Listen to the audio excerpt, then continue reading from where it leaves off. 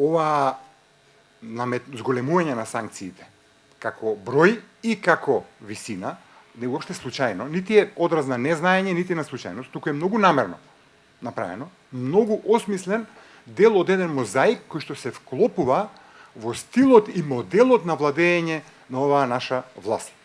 Значи е намерно убаво смислен инструмент.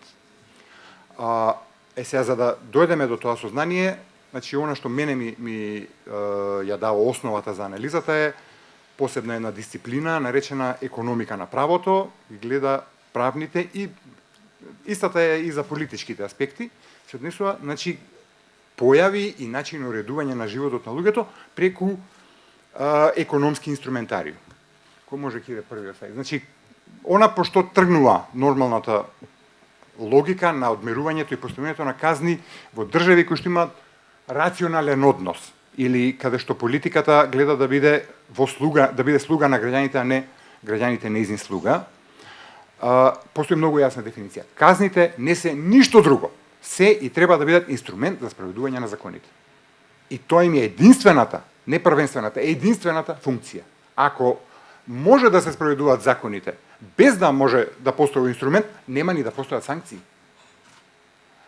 Но нормално општествата не функционираат затоа што 100% од граѓаните ги прифаќаат сите правила кои што се донесуваат во општеството преку закони и се преточуваат во закони.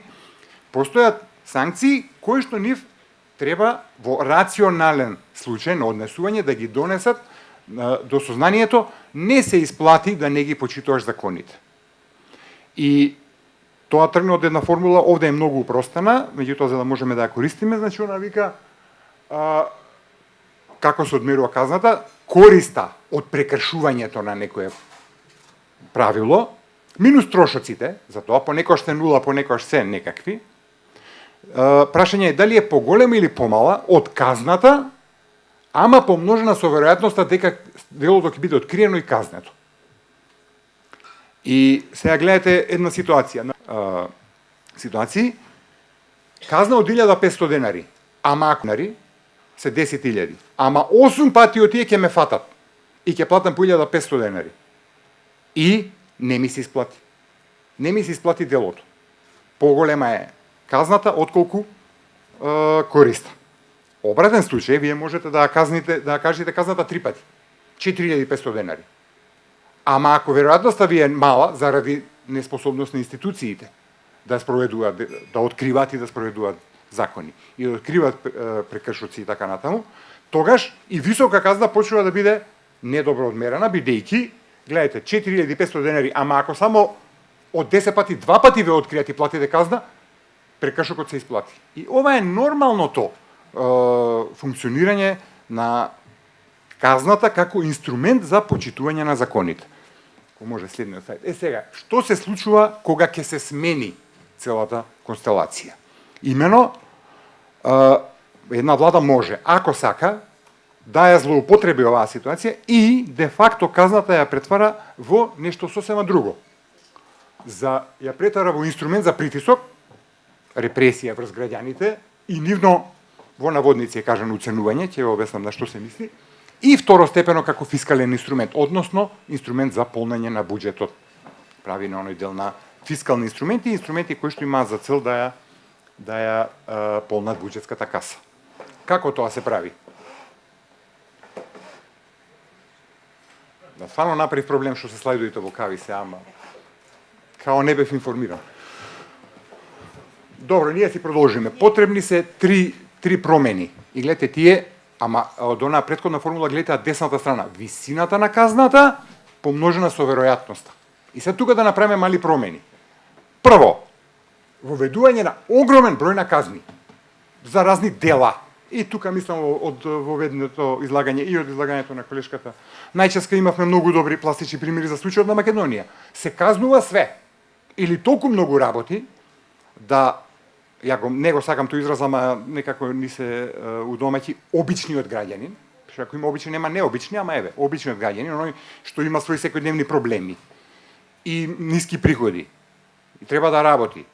Треба други работи го интересираат, сега уште да ги следи сите казни.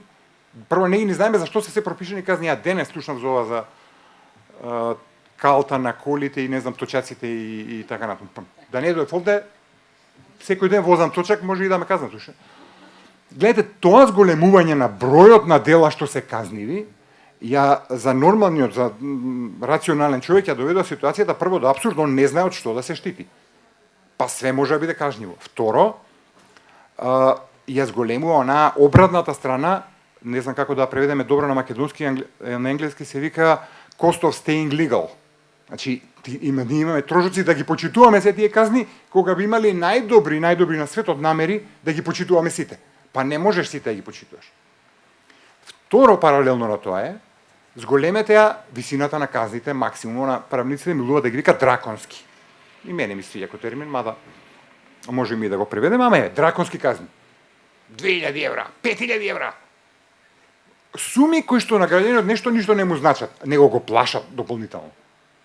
И колкава е казната. Не дај Боже. И третиот елемент на тоа споен. Донесете ја веројатноста со убедување, со пропаганда. Казната е 100% ве стигнува. Све знаеме, све пратиме и немој некој да мрднал. Трите работи веднаш ви ја поставуваат казната, ја претвара од инструмент за почитување на закони во инструмент за репресија. Сега, во каква ситуација се наоѓа граѓанинот? Збореше колешката Најска, предпоставам колешката Блажска ќе збори, ја само економски. Како очекувате еден граѓанин кој што има стварно мали приходи, кога ќе го казните со огромна казна и не може да ја плати, да се однесува према казнувачот, он е веднаш инфериорен, крајно инфериорен.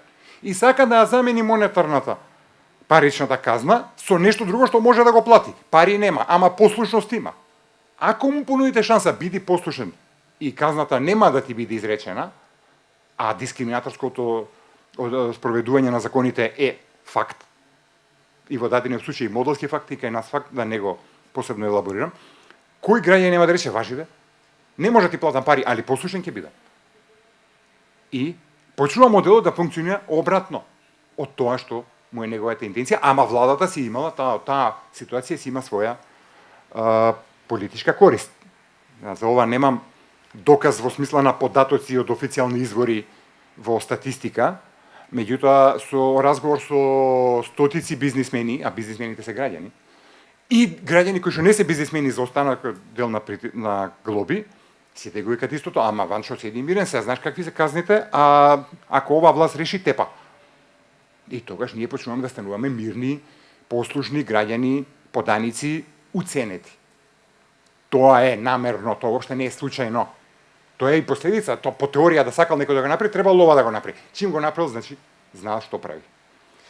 Вториот аспект е претварањето на казната едновремено и на инструмент на фискалната политика, фактички за полнење на буџетот. Казната за буџетот делува исто како данок. Значи, по даноците се број во неданочни приходи, ама тоа е за да не се признае дека е данок, фактички она го полни буџетот. И сега, тука наидуваме, само кратка една дигресија, на еден проблем на тоа за транспарентноста на објавувањето на податоци во Македонија официјални. Значи, има мноштво податоци, ама содржинските и битните ги нема. И затоа, за да ја не западнам во ситуација кога ми рече лажираш, измислуваш податоци, гледам само трендови од официјални податоци. Ама за себе многу говорат. Слайдот ги покажува планираните даночни приходи, планираните неданочни приходи, тоа е зелената линија, плавата се даночни, зелената се неданочни, и планираните приходи од глоби, административни и судски такси, тие во буџетот се водат како една заедничка ставка, тоа е црвената линија, за нејзе скалата е десна. Ова на десна страна. Не е битно, трендовите гледајте ги.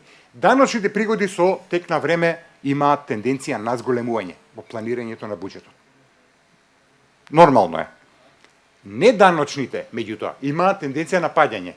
И гледајте, од 2008 кога они биле над 20.000 милиони денари, за 2015 се испод 10, 5. Од над 20 до 5 смалување на тој вид на приходи.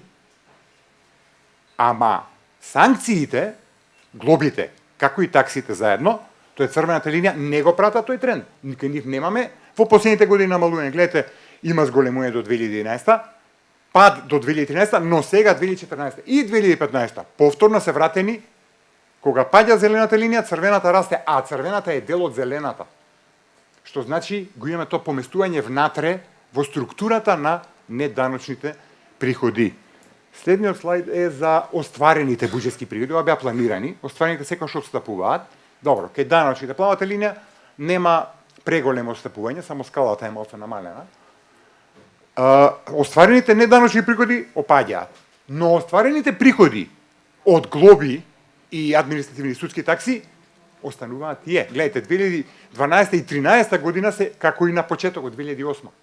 Значи тие имаат нормално пораст. Таа тенденција ја пратат. Следниот слайд, Кире. Ова е структурата во буџетите за 2014 година и овој се веќе изгласан за 2015 на оној дел неданочни приходи. 5 категории се. Приходи, предприемачки приход и приход од имот, овој малите први тараби, плавата е 2014, црвената 2015. Па второто се глоби и такси, најголемата. Такси и надоместоци е третата, тоа се недефинирани категории. Други владини услуги и последната е други неданочни приходи. Гледайте, најголема ставка е, апсолутно најголема во сите неданочни приходи. Ставката глоби, судски и административни такси. Таа е фактички повеќе од половина. И последниот слайд ги споредувам со уште еден вид на приходи, значи покрај неданочните и капиталните приходи. И мене она што стварно ме фрапира. Последните тараби се приходи од дивиденди, кои што ги прима владата. Видите, тука влегува дивиденда прво од Телеком. Па тука влегуваат и други дивиденди, Мепсо и така натаму. Тие се половина од тие приходи што влегуваат од глоби и такси во буџетот, како неданочни или капитални приходи. Единствено од капиталните што е поголема се приходи од продажба на земјиште. И во 2014 и 2015 година се огромни. И де факто тоа се приходите што го полнат буџетот. Значи имаме даноци како приходи, заеми, не ги прикажувам затоа што тек тоа ќе не заболеше глава сите. Капитални приходи, односно продажба на земјиште и казни. Тие 4 вида приходи се најглавни како буџетски приходи и го полнат буџетот и де факто е онај дел од приказката зашто е изменет инструментот казни во инструмент на фискалната политика. Последниот слайд ја имам и она прашање што да се направи. Ова беше објаснување што може да се направи. Ова се генерални насоки и се поклопуваме тука со колешката Најческа, што мене многу ми се свија дека е така, ама сакам да предизвикам дебата. Значи, одговорот е многу едноставен. Начелно многу едноставен. Ако е инструментот злоупотребен, врати го назад. Газните треба да се вратат да биде инструмент за почитување на закони, а не притисок и фискални цели. Преку, генерални се 3 правци. Прво, намалување на висината на глобите до рационално, нормално ниво. Тоа е оној првиот слајд што ни го покажа. Значи, не може да кажете вие, освен политичка порака, ама сите за половина казни. Не. Има различни, за различни дела, различни пристапи, меѓутоа намалување на казните при висока веројатност за откривање на делата. Второ, воведување на опомени и мандатни казни. Значи, прво, сигурно мора да има опомена. И второ, има мандатна казна. Ако не го повториш делото, нема да има казна, ама го повториш, 2 пати е казната. И тоа е мандатна. Сега, мислам, ке луѓето многу јасно делуе, не е превисока казната, ама знае дека ќе те фатиме и прв пат опомена, втор пат мандат, трет пат ќе ги добиеш сите 3 назад. Тогаш веќе стварно, ако некој понатаму прекршува закон, треба да биде казнет, па нема да ги прекршува понатаму законите. И третото е ова комбинација со непарични облици на казни, нели изборуваше колешката Најческа, тоа се разни стимулации или друг вид на решенија кои што ќе донесат да казните де факто бидат инструмент, повторам по 10 пат, за почитување на законите, а не за нешто изопачено и нешто што не треба.